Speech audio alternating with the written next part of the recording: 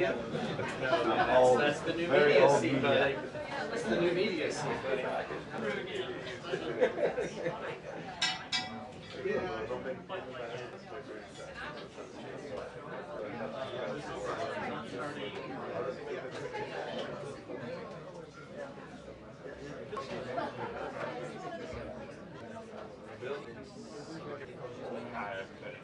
I usually do.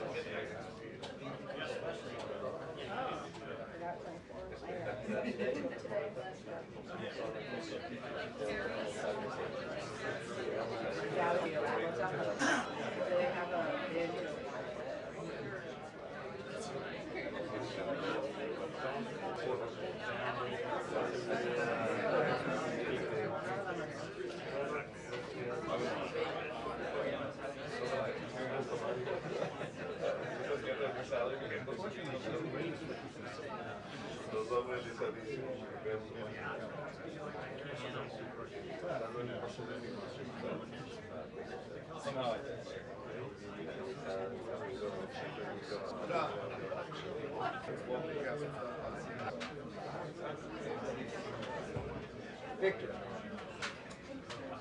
I'm gonna be over here, so you just on me the whole time. Okay. Whatever the kids are doing. Whatever the kids are doing these days.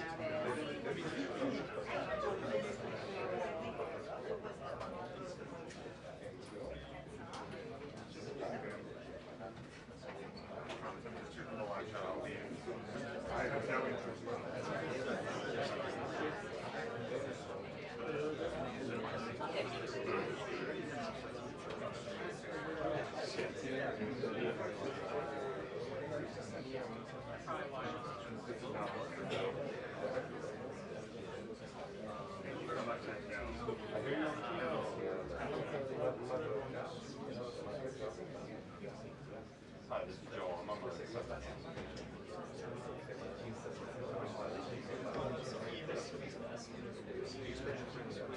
Joe, sorry.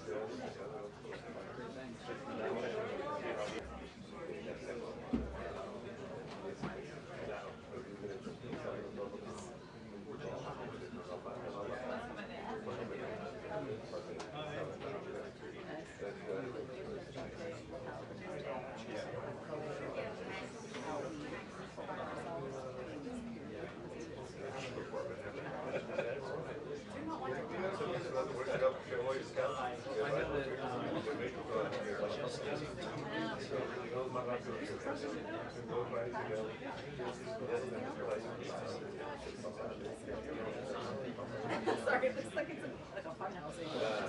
Oh, this podium? Is it always a triangle?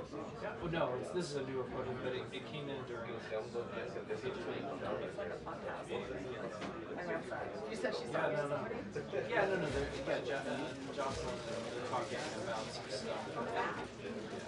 Great. That'd be nice, because everyone, we're all in the same boat, right?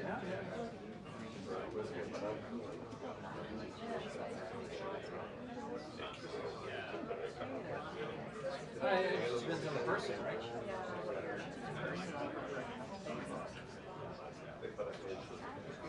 True is, while we're told that we need to be pros, right? Steel ourselves and be professional and focused in our parts and we need to tell you somebody who are perfect. Yeah.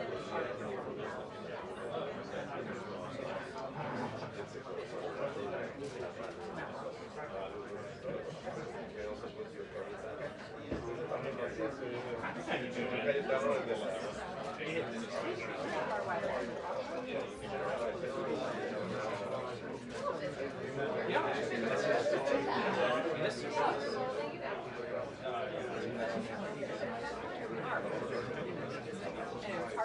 Most definitely.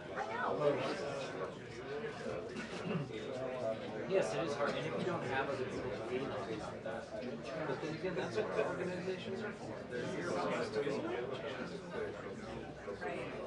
I think those are not conversations that you can advertise on Instagram. Those are conversations that you just, members.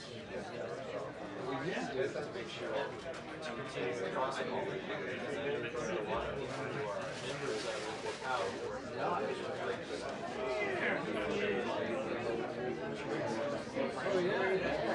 Oh yeah. Oh, I'm a special guest every day. They get up and leave. Yeah. There's bigger.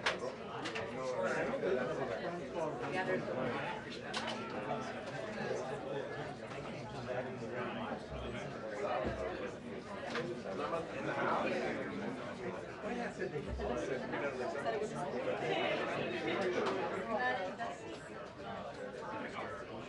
I like it. I'm not saying that. Yeah.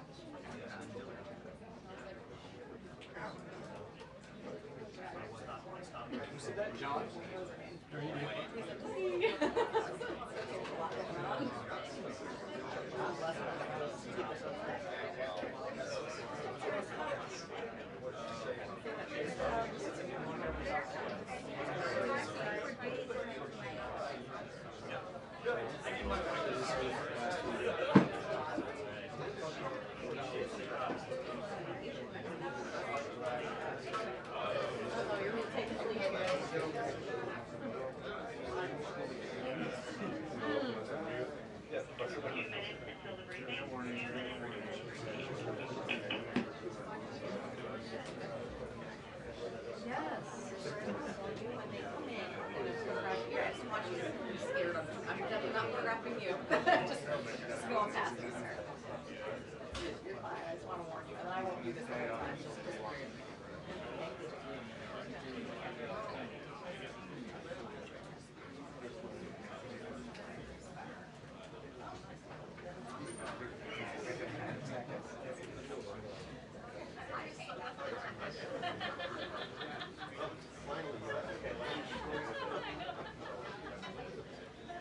Since you mentioned it, on the long school.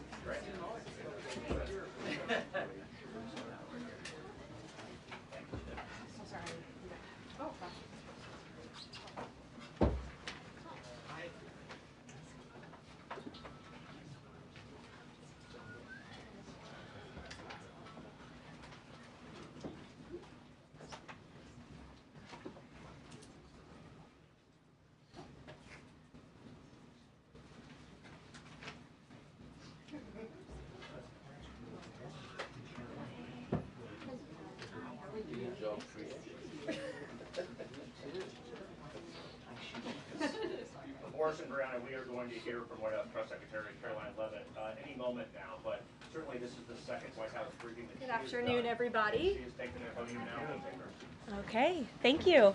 How are you? Nice live shot. Good to see all of you. Happy Friday. It's great to be back with you. I want to provide an update on President Trump's actions in the wake of the catastrophic air collision that tragically claimed the lives of 67 people at Reagan National Airport on Wednesday night. Everyone in this White House continues to mourn the victims and keep their friends and families in our thoughts and prayers during this unimaginable time. First, within moments of the collision, the president and his newly appointed team were in immediate communication. The president was briefed on Wednesday evening following the crash, again on Thursday morning, and he has continued to receive updates as recovery efforts continue on the ground. The president, as you know, took time to address the nation yesterday afternoon.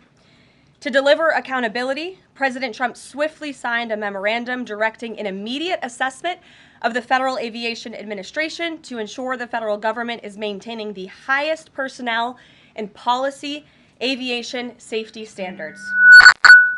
The memorandum directs the Secretary of Transportation and the FAA Administrator to immediately review all hiring decisions and changes to safety protocols made during the prior 4 years and to take all necessary corrective actions to achieve uncompromised aviation safety.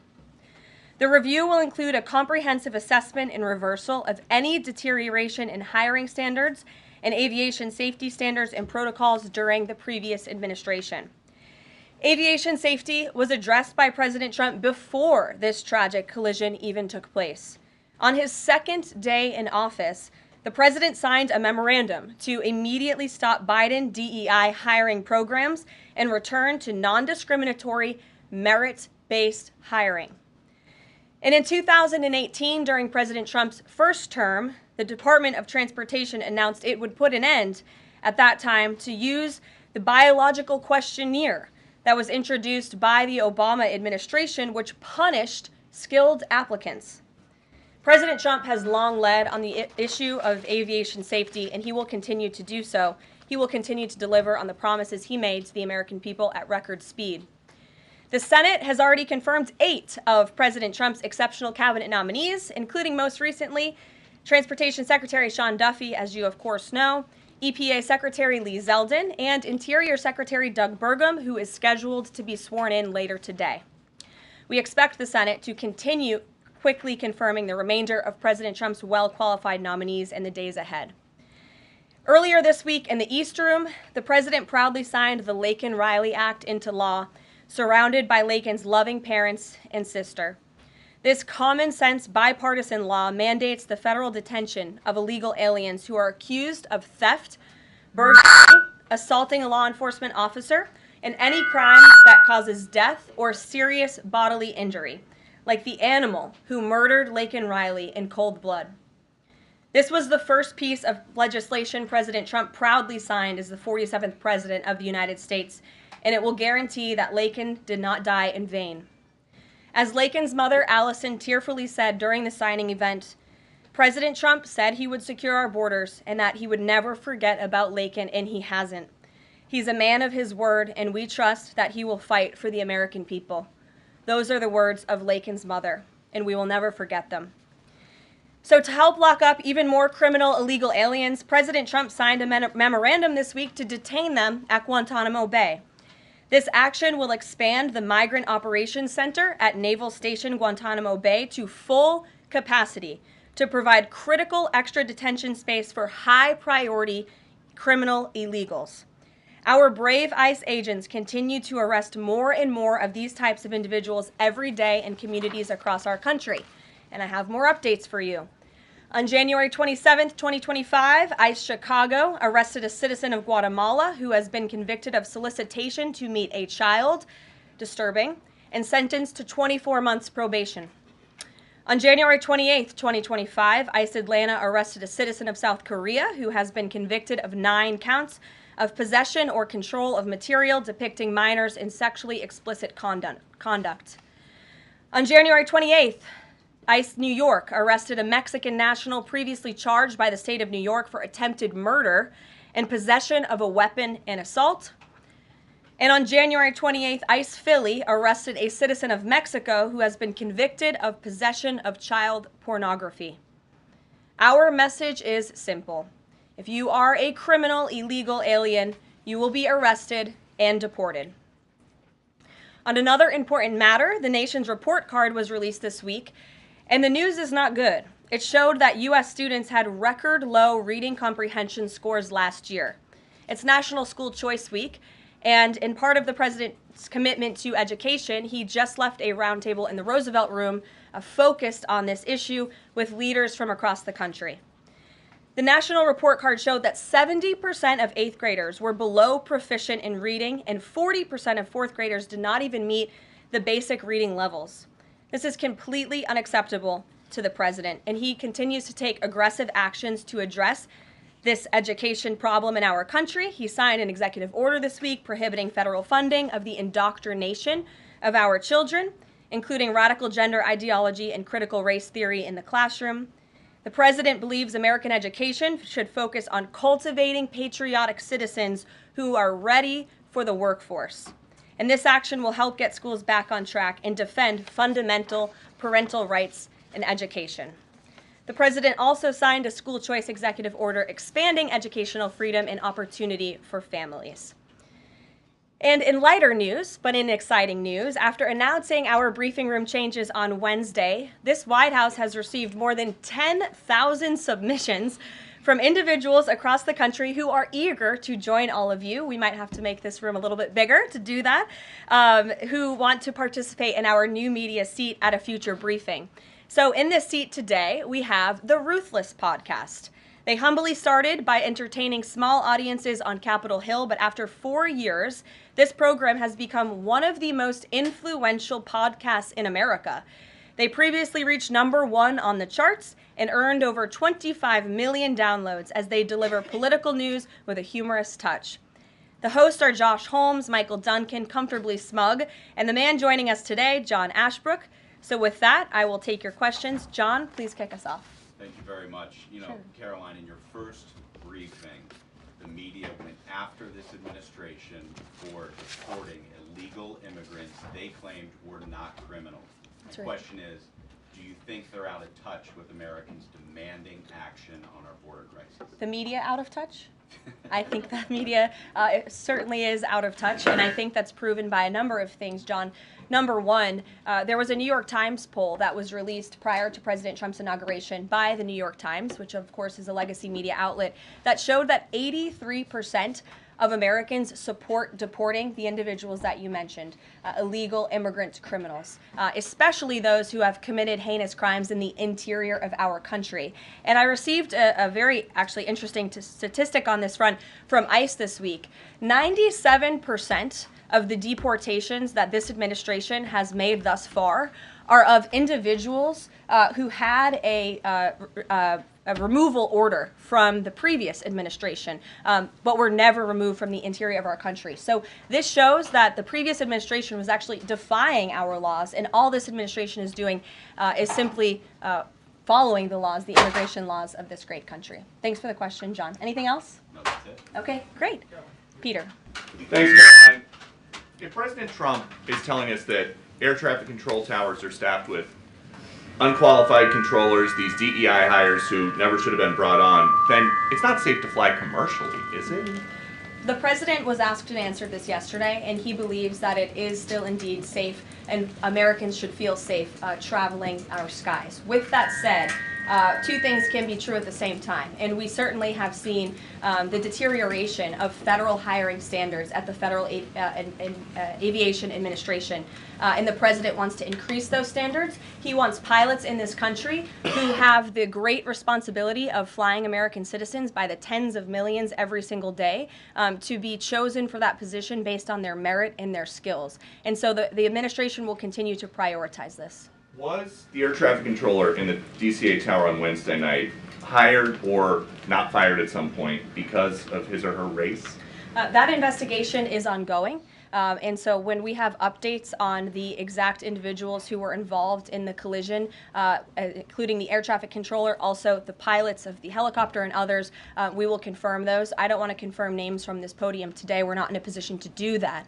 But I will say the president has still rightfully pointed out that there has been problems with the aviation industry over the past several years. And this started under Barack Obama in 2014.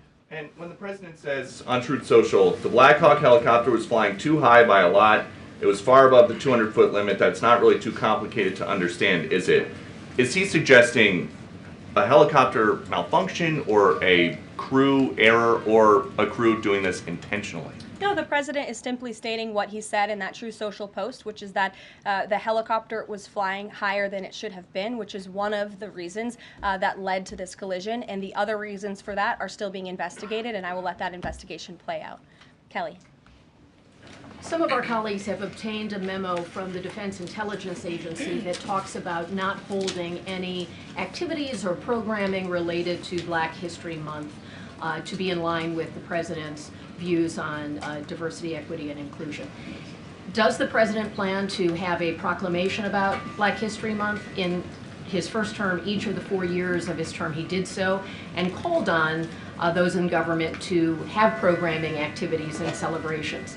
Is he going to do that this year? Yeah, the president looks forward to signing a proclamation celebrating Black History Month. I actually spoke with our great staff secretary. It's in the works of being approved, and it's going to be ready for the president's signature to signify the beginning of that tomorrow. If an agency is calling off those kinds of activities in an attempt to be in alignment with the president's views on DEI and other things, should they adjust that now and have those programs and make those celebrations however they see fit in the office? The president is leading here at the White House, and I'll leave it to the proclamation that he will sign very soon. Mary, great to see you. Thanks for having us. So I wanted to follow up on the gender executive orders you mentioned. First of all, we know that President Trump has taken a bunch of steps to protect children from irreversible transgender procedures. Is he interested in backing congressional legislation on this point? And does the Trump administration have interest in investigating doctors who perform these irreversible procedures on kids, such as a double mastectomy on a minor girl? Well, the president has already taken a very strong stance on this issue this week with the signing of his executive order, a few executive orders in this space. First, he made it the official policy of the federal government that there are only two sexes, male and female, and we have directed all federal agencies to comply with that policy.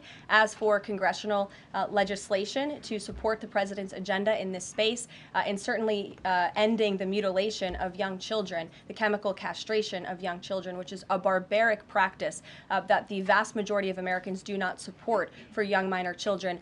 Certainly the president would support Congress's efforts, as he has already made that very clear this week. Jennifer. On Rick Grinnell's trip to Venezuela to meet with Nicolas Maduro, is there anything you can share on timing on that, what his agenda is, what the mission of that trip is? Yes, so I can confirm that Rick Grinnell is in Venezuela today. I can confirm that Rick Grinnell is going to Venezuela, or is in Venezuela, with two immediate directives from the President of the United States.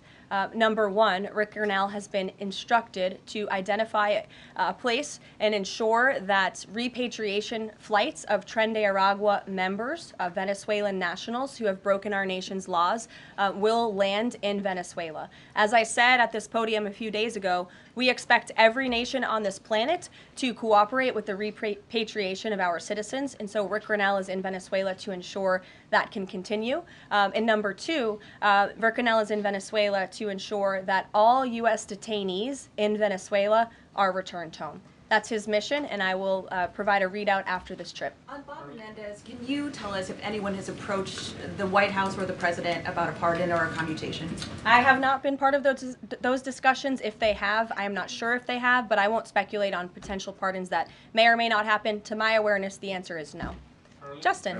Hey, friends at Reuters are reporting that the president has made a decision on the Canada and Mexico tariffs, but that they won't actually be implemented until March 1st. I was wondering if you could confirm that and talk through some of the president's thinking. I saw that report and it is false. I was just with the president in the Oval Office, and I can confirm that tomorrow, the February 1st deadline that President Trump put into place at a statement several weeks ago, continues. The president will be implementing tomorrow a 25% tariffs on Mexico, 25% tariffs on Canada, and a 10% tariff on China for the illegal fentanyl that they have sourced and allowed to distribute into our country, which has killed tens of millions of Americans. These are promises made and promises kept by the president. The president yesterday said that last night he was planning to discuss whether an exemption would be made on oil imports. Do you have any information on what decision he made there, or will there be exemptions at all offered under this? I don't have an update or readout for you on the exemptions, but those tariffs will be for public consumption in about 24 hours tomorrow, so you can read them then. Stephen Nelson. Thank you very much, Caroline. I have 3 questions, if that's all right. I'd like to ask you about press freedom and then about 2 economic matters. Sure. On press freedom, on Tuesday you announced plans to roll back the more restrictive press badge policy of the Biden White House. But there's a different anti-press freedom policy I wanted to ask about. The Biden White House adopted a mysterious pre-screening process for journalists allowed into large event spaces that in the pre-pandemic phase of the first Trump term were open to all journalists on campus. This effectively limited the diversity of reporters present and blocked the asking of questions that large segments of the American public wanted answered. As press secretary, can you commit to abolishing this mysterious pre-screening process? There were a lot of mysterious processes that my team and I have had to unravel over the past 2 weeks that were implemented by the previous White House and in particular the previous press shop here. And so I can commit to a greater access and transparency, which I believe we already have by ensuring that the 440 journalists whose credentials were revoked will be reinstalled. They will get their credentials if they wish to. We've also, of course, opened up a new seat to new media. And as far as open press events here at the White House, if we tell you it's open press, it's open press. So just to confirm, this pre-screening thing is something you're aware of and you'll work to undo to the maximum extent possible. When we say something is open press, it will mean it's open press. Economic matters, and I can just ask them both at once for you. In New York City, Governor Hochul's congestion pricing went into effect this month. Vehicles that drive through parts of Manhattan have to pay a $9 toll. President Trump has made clear his opposition. He said that it's, quote, the most progressive tax known to womankind. Will the administration be trying to block this? And the second question is, millions and maybe tens of millions of Americans who voted for President Trump were excited about his plans to do away with taxes on tips, overtime, and Social Security benefits. But there's uncertainty about the timing of this. So can you clarify for them when this is going to happen? And does President Trump want this to be in the first, all 3 of those in the first batch of legislation early this year? Well, to answer your question in one swoop, I will say that President Trump is committed to lowering taxes for Americans, cutting taxes for Americans. As for congestion pricing in New York, I do know that the president spoke with Governor Hochul about that. I don't have any, actions, so to speak, to read out for you on that issue today. Number 2, when it comes to no taxes on tips and Social Security, the president has made it very clear to our allies on Capitol Hill that is a critical piece of this reconciliation package, and he expects that his tax cuts from 2017, which put a lot more money back into the American people's pockets, those must be implemented, and no tax on tips. The president is intent on delivering on that promise, and he will get it done. Time also as part of reconciliation? Yes. Sure. Thanks, Caroline. Can you guarantee that those tariffs won't increase prices for Americans, including at the gas pump and the grocery store? I think Americans who are concerned about increased prices should look at what President Trump did in his first term. He effectively implemented tariffs, and the average inflation rate during the first Trump administration was 1.9%. In fact, when President Trump left office, it was 1.4%. So President Trump is going to do everything he possibly can to cut the inflation crisis that the previous administration imposed on the American people, and he will continue to effectively utilize tariffs. If those tariffs do increase prices for Americans, will the administration reverse them? That's a hypothetical question, and the president is intent on ensuring that he effectively implements tariffs while cutting inflation and costs for the American people. And, you know, the media has this way of just looking at everything in a microscope rather than looking at the whole of government economic approach that this president is taking. He will effectively implement tariffs. He's also, as I just answered Prince Stephen's question, committed to tax cuts. He's also clearly committed, as evidenced by his executive orders, to unleashing the might of our energy industry, which we know will eventually drive down inflation. And all the other economic measures that this president has made will have a Trump incoming economic boom, just like we saw in our first term. And has the White House Sure. found any... Fox Business, yes. Yeah, thanks. Keep that, Caroline. You're welcome. Justin Trudeau, the Canadian Prime Minister, said today that if the U.S. imposes tariffs, he will respond and he will not relent until the tariffs are removed. Are we seeing the start of a trade war with Canada? I don't think so. I think the president is going to implement those tariffs tomorrow, and he will respond to Mr. Trudeau's comments in due time, I am sure. What type of things have to happen? What does the administration need to see in order to avoid those tariffs? Well, the tariffs are incoming tomorrow on Canada, and the reason for that is because both Canada and Mexico have allowed an unprecedented invasion of illegal fentanyl that is killing American citizens and also illegal immigrants into our country. In fact, I have more language for you right here. Canada, Mexico, and China, which, as I mentioned, President Trump will implement a 10% tariff on China, have all enabled illegal drugs to pour into America. The amount of fentanyl that has been seized at the southern border in the last 2 years alone has the potential to kill tens of millions of Americans. And so the president is intent on doing this, and I think Justin Trudeau would be wise to talk to President Trump directly before pushing outlandish comments like that to the media. If I may, one more. Yes, Now Lindsay. go back to the plane crash for one. Let me go back to the plane crash for just 1 second. You're interrupting your colleague, but sure. Sorry, I thought you called on me. Just I called on Lindsay. The president this morning said the Black Hawk helicopter was flying too high. I'm wondering if he's basing that on what he learned from investigators, and if you could offer a little bit more of a window into how he is keeping abreast of this investigation. Sure. Is the NTSB briefing him separately? Is he meeting in the Situation Room? You just sort of offer a window into that. Yeah, the president based that statement on truth, because it is truth and it's fact, and it was relayed to him by the authorities who are overseeing the investigation into this horrific plane collision. And the president, as I said in my opening remarks, continues to be briefed on the collision by everybody across his cabinet, the Secretary of Transportation, the Secretary of Defense, the NTSB, who the commissioner there was in the Oval Office with him yesterday. Lindsay. Lindsay, go ahead. Lindsay, go ahead. In recent days, the CIA actually revealed that they do also believe that COVID-19 was from a lab leak in Wuhan, China.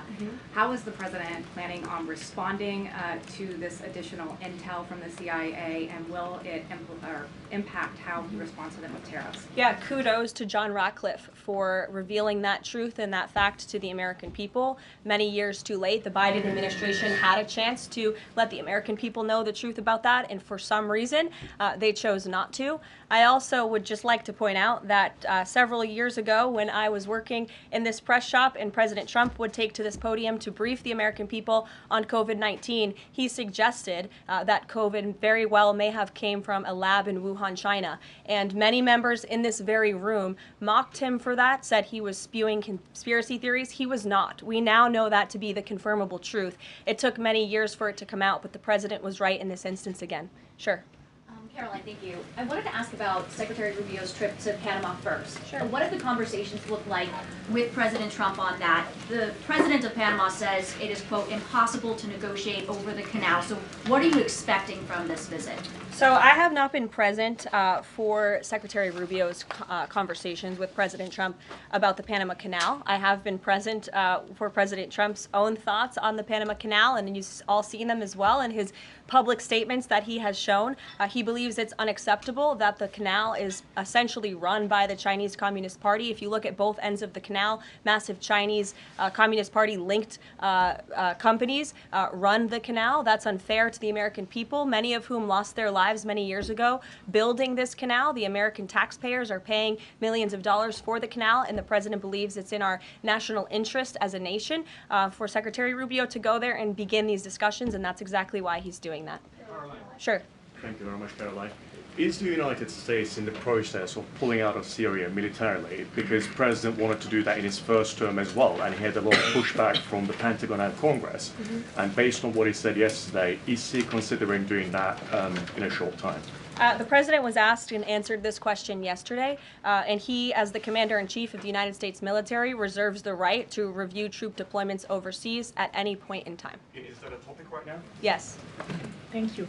Two questions. So we now know that the staffing was not normal at the air traffic tower, and so with the government freezing the hiring of new federal workers and offering buyouts, are you not afraid that more incidents of different kind could happen with less staffing in different agencies? Well, the president is intent on ensuring that we are increasing staffing at these agencies, and that's why he signed a very strong executive order on his second day in office, immediately terminating DEI hiring practices at the FAA. He also, following the tragic crash, as you all know, in the Oval Office yesterday, signed a memorandum directing an immediate assessment of the FAA to ensure the federal government is maintaining the highest personnel and aviation safety standards.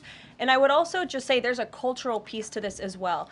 If you are an American who has spent many years studying aviation and you graduate from school and you're an air traffic controller based on skill and merit, and then you apply for a job and you're forced to fill out a biographical questionnaire asking you the color of your skin and asking you where you're from in details that aren't relevant at all to the job description, I think that deteriorates the morale of people in this industry. And if you talk to people in this industry, they'll tell you that. In fact, many of them filed a lawsuit against the FAA a couple of years ago under Joe Biden's administration because they were denied positions because of this DEI hiring practice that was putting identity politics over merit and skills. That's unacceptable, and I think just to put a fine point on this, because this is the third or fourth question I've answered on this subject, when you are flying on an airplane with your loved ones, which every one of us in this room has, do you pray that your plane lands safely and gets you to your destination, or do you pray that the pilot has a certain skin color? I think we all know the answer to that question, and as President Trump said yesterday, it's common sense. Rob Crilly. Yeah, I'd just like to follow up on that last question, actually. Has there been any sort of assurance from the FAA that they will immediately improve staffing levels, given the reports of not normal staffing levels on Wednesday? Oh, absolutely. You had Secretary Duffy here yesterday at the White House at this podium saying that he is on it, and we can all trust that he definitely will be. John Decker. Thanks a lot, Carol. You called on me, right? Yes, I did. Thank you very much. As long as your name's still John Decker. It is, absolutely. Thank you. The president's meeting today with the founder and CEO of NVIDIA. What is that meeting concerning, and who sought that meeting? I don't have details on this. It's a private meeting. It will take place at 2:30 p.m. I'll try to get there in time, and I can let you know after. How's that? On Guantanamo Bay, can you give more details about setting up that detention facility at Gitmo? How will that come about? What's the timing in terms of standing it up? And of course, this has happened before during the Clinton administration. Yeah, that's right. Detainees of Cuban and Haitian descent were both detained at Guantanamo. Are you looking at that model in setting up this detention facility? Secretary Hegseth, I believe, was on television this morning answering this question, and he said that the Department of Defense is already on it. He has directed his agency to ensure that Gitmo is increasing their capacity for beds, and that's exactly what President Trump's executive order did. It directed Secretary Hegseth and also Secretary Noem to expand the Migrant Operations Center at the Naval Station to provide for this extra detention space. And as Secretary Hegseth confirmed this morning, that operation is underway. Sure. Caroline, on the tariffs, can you clarify whether those will actually be going into effect tomorrow or Yes. whether there might be some lead time? Yes. And are those, they will be going into effect tomorrow? Correct. And are those meant to be in place long term, or is there a scenario in which Canada, Mexico, and China can offer concessions and then they would be removed? At this point, the president has made it very clear those tariffs are going to be implemented and in effect. If the president at any time decides to roll back those tariffs, I'll leave it to him to make that decision. But starting tomorrow, those tariffs will be in place. Sure. Thanks, Caroline. Yes. Can you confirm a report by our friends at the Daily Mail that the British Prime Minister Keir Starmer is going to be visiting the White House in February? And also, if I may, do you have any more details on Netanyahu's visit here next week? Sure. I have not seen that report about the Prime Minister. I can go check back with our friends at the National Security Council and get back to you on that. I can confirm that Prime Minister Netanyahu will be here on Tuesday, February 4th, for a working meeting and visit with the President, and I'm sure you will all be here, very excited to cover that visit. Sure. Daniel. Thank you, Caroline. You're welcome. Back on the Guantanamo Bay subject specifically, obviously, why does the president feel like that's the best location or a good location to make sure that Americans are safe from violent, illegal migrant crime?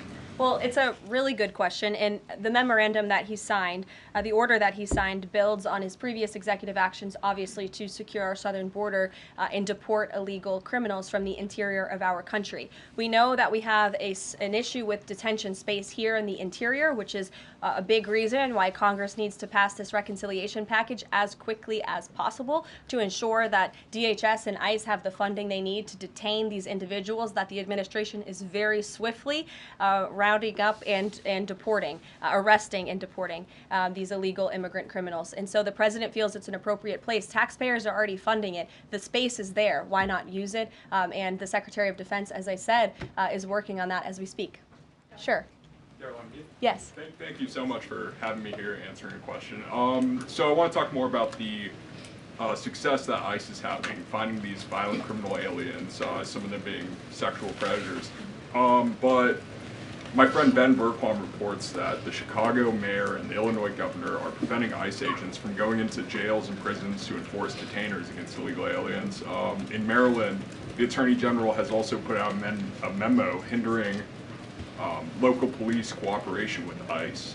Does the administration have any comment on leftist state and local officials defying ICE and Trump's deportation efforts? Yeah, I think it's very interesting that Democrat officials in these cities who have been completely overrun and overwhelmed by illegal immigrant criminals would refuse support and help to cure this problem that has especially taken over their cities. I guess they don't want to admit they've been wrong with their sanctuary city policies. I'm not sure. You'll have to ask them about their intentions, but they would be very wise to comply with this administration because this administration is hell-bent on enforcing our nation's immigration laws, and this administration will continue to arrest and detain and deport illegal migrant criminals. And what we won't do is defy our nation's immigration laws like the previous administration, who had these orders of removal on illegal immigrants across the country and were refusing to execute on them. We will continue to remove illegal criminals from our nation's interior.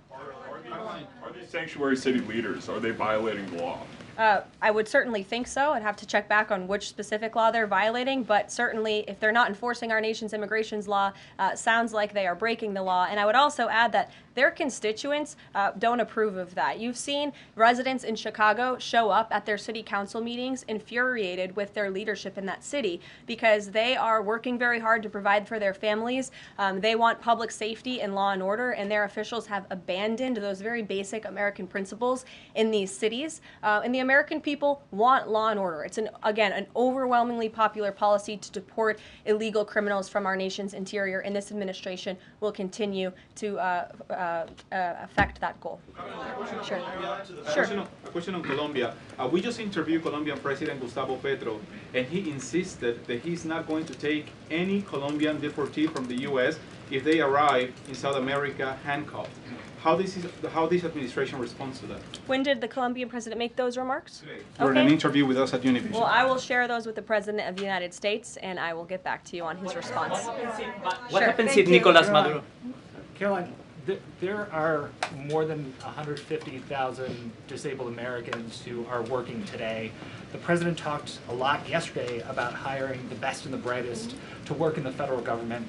Safety aside, does he believe that disabled people do have a place to work in the federal government? And does he also support the current protections for disabled people working in the private sector as well? The president has made it very clear that this is a common sense solution to solving some of the problems that we have seen at the Federal Aviation Administration and also when it comes to many of the federal agencies across our government. People should not be hired based on their disabilities, based on their skin color, their gender, their race. None of that matters. What matters to this president and this administration is how well you can do your job, and the American people agree with that sentiment. So it's about competence, skill, and merit. And so the president is focused on ensuring that the most competent individuals, the best and the brightest in this country, are in positions in this federal government, especially when it comes to public safety. Can't overemphasize the importance of those jobs. Sure. On her question before, President Trump is holding China accountable on fentanyl by ramping up tariffs. So how is President Trump planning to hold China accountable on COVID origins? I haven't spoken to the president about the COVID origins specifically in regards to any actions he may or may not take when it comes to China. But as I have previewed quite a few times today, he will be implementing a 10% tariff on China tomorrow. Sure. Hi. Has the president made up his mind about a timeline for tariffs on the EU? No, he has not. Will it be a one-size-fit-all, or will it be differentiated among governments? I won't get ahead of the president on tariffs when it comes to the European Union. What I can tell you, again, is that the president will be implementing 25% on Canada, 25% on Mexico, 10% on China tomorrow for the reasons that I have repeatedly laid out in this briefing. Newsmax, go ahead.